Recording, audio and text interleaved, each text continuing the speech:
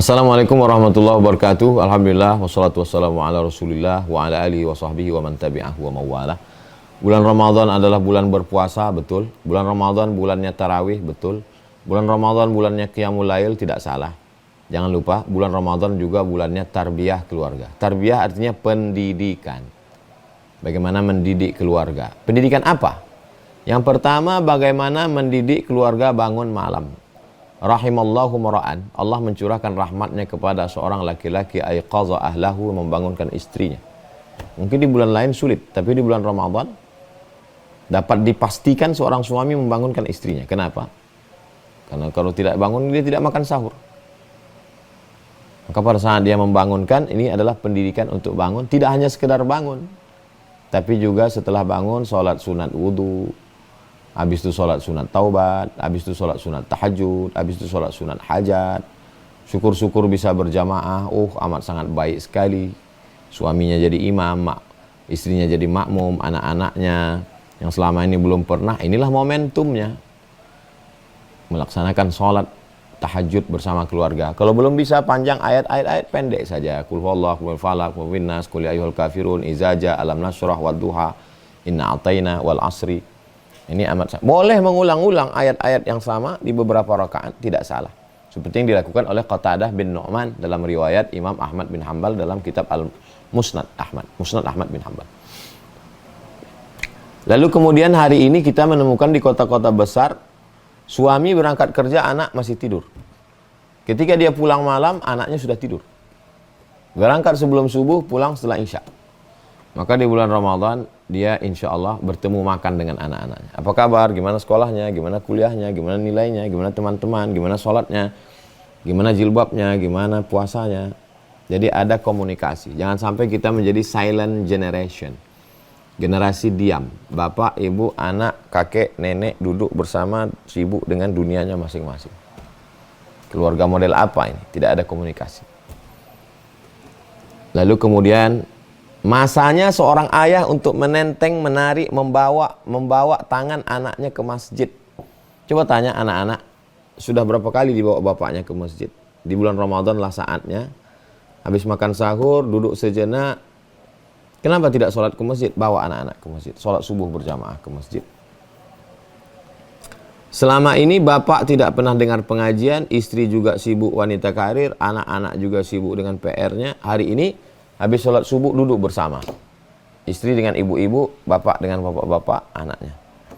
Tadi udah pesan kita jangan pulang. Kita mau, ini mendidik. Bagaimana supaya ibu, mungkin di kantor ibu adalah direktur utama. Mungkin direksi, mungkin pemegang saham. Tapi di masjid ibu menjadi pendengar yang baik. Bapak mungkin jenderal bintang 5. Bapak mungkin dihormati, dimuliakan, disanjung tinggi. Tapi hari ini jadilah pendengar yang baik, bahwa kita orang yang jahil, nggak punya apa-apa. Kita adalah penuntut ilmu, beradab kepada para ulama, para habaib, mendidik anak-anak kita. Anak kita akan melihat, bapak saya hebat ya di rumah. Bapak saya punya pistol, bapak saya punya tongkat komando, bapak saya hebat. Orang kaya, tapi di masjid dia memuliakan, dia duduk di bawah, ulama duduk di atas. Kalau di Maroko ada namanya Ad-Durus Al-Hasaniyah, pelajaran-pelajaran untuk Raja Hasan. Jadi ulama dari seluruh dunia diundang untuk menasehati Raja Hasan. Raja Hasan duduk di bawah, ulama duduk di atas. Durus Al-Hasaniyah. Dia ingin menunjukkan kepada anaknya, kepada menterinya, kepada rakyatnya, kepada masyarakat Maroko, beginilah seorang pemimpin mendengarkan para ulama. Tanpa kita harus mengatakan, kamu harus hormat ulama, kamu harus hormat cinta pada habaib. Tapi anak kita tidak pernah melihat kita sekalipun mencium tangan habaib. Zuriat Rasulullah memuliakan para ulama, pewaris para nabi. Hari itu dia melihat dengan mata kepalanya sendiri. Berbuih mulut kita menyampaikan nasihat.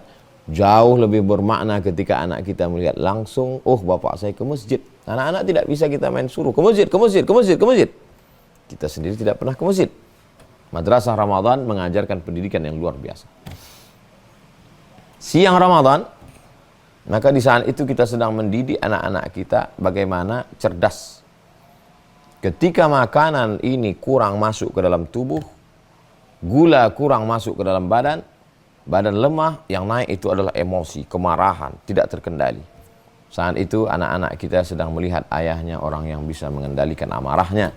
La taghdab walakal jannah, jangan marah, surgalah bagimu. Ibunya juga demikian.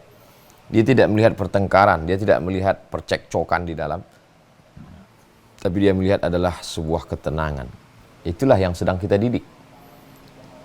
Lalu kemudian di petang Ramadan, dia tidak melihat ada makanan yang bertimbun. Dia dengar di ceramah, Ustadz mengatakan, jangan menumpuk makanan. Tapi begitu pulang ke rumah, dia lihat, loh, ini kok di rumah seperti ini. Lalu si anak bertanya kepada ibu, kenapa makanan kita banyak sekali, Bu? Di rumah kan kita dengan saudara kita, dengan keluarga cuma 6 orang. Bapak, ibu, anak, 2, kakak, abang, adik, cuma 6 orang. Kenapa banyak sekali? Jawaban yang diterima si anak mendidik. Ini untuk anak yatim ada di belakang, ini untuk ada mahasiswa di masjid, ini untuk ada fakir miskin tetangga kita, ini untuk kamu yang antar ke sana, kamu yang antar ke masjid. Jangan lupa salami abang, guru ngaji kamu di sana. Pendidikan yang luar biasa. 10-20 tahun akan datang, dia akan melakukan perbuatan yang sama. Dia akan masak banyak, meleleh air matanya mengenang kita. Ibu saya dulu melakukan hal yang sama, ayah juga yang sama. Berbagi. Ada nikmat makan, ada nikmat berbagi makanan. Kenikmatan makanan hanya sampai di sini. Tapi kenikmatan berbagi makanan sampai ke sini, menular ke sini, memberikan pencerahan, ketenangan batin yang luar biasa.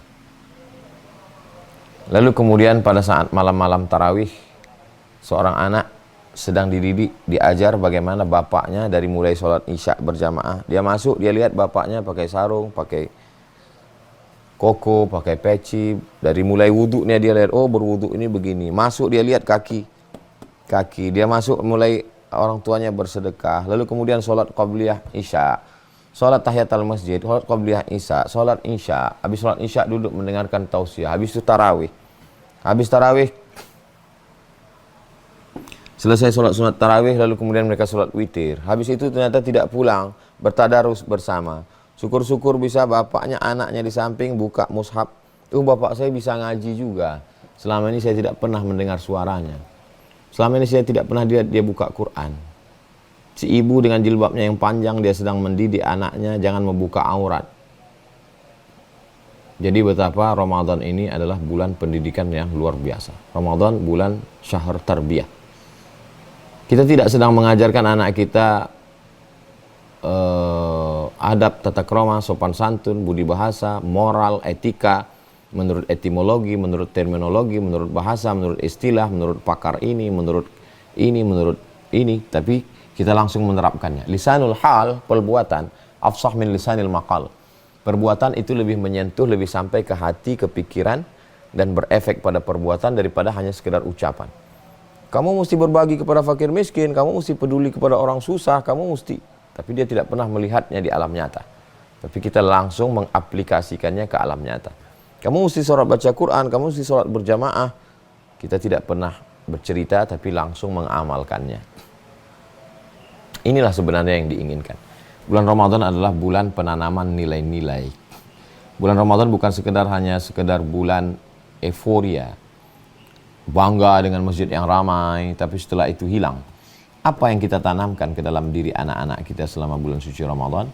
Menanamkan disiplin on time, tepat waktu, bangun malam. Menanamkan disiplin bagaimana kesucian, kebersihan hati, tidak boleh ghibah, tidak boleh kata-kata kasar, tidak boleh kelahi, tidak boleh namimah, tidak boleh adu domba. Menanamkan bagaimana kalau sudah rasa lapar itu menyentuh ke dalam hati, maka ringan tangan kita berbagi, dari mulai bagi puasa, buka puasa, bahkan ada sampai sahur on the road. Membawa anak di pinggir jalan, melihat ada tunawisma, orang tidak punya tempat tinggal, dibagi makanan. Sungguh itu kenikmatan yang luar biasa. Mengajarkan kepada anak makan tidak perlu banyak. Hanya sekedar 2-3 teguk air, masuk 2-3 butir kurma, 3, 5, 7 butir kurma. Lalu kemudian kita sudah mengajarkan kepada mereka, oh ternyata makanan itu hanya cukup untuk liuqi masul bahu, menegakkan tulang belakang. Mudah-mudahan Ramadan kita ini bukan sekedar Ramadan rutinitas, bukan Ramadan terjebak pada kebiasaan, tapi Ramadan yang benar-benar pendidikan. Berkah selalu. Assalamualaikum warahmatullahi wabarakatuh.